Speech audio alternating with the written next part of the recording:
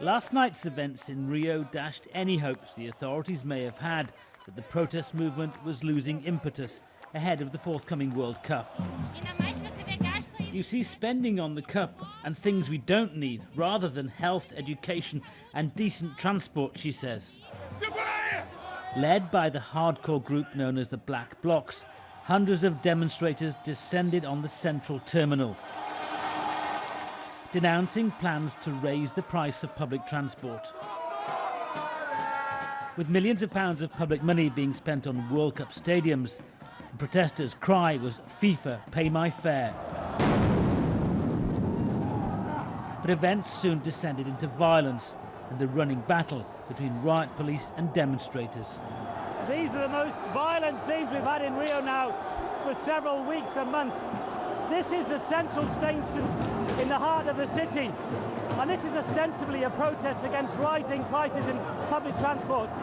Thousands of protesters have marched here now to the central station, where they've been met by riot police with tear gas and smoke bombs, and the situation here is now desperately violent.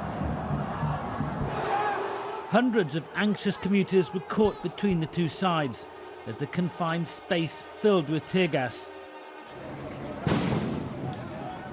The clashes spilled outside the front line, Rio's main avenue at rush hour, as what appears to be a homemade device explodes. A journalist falls to the floor. First to help, my cameraman and I try to stop the bleeding from a gaping wound to Santiago Andrade's head.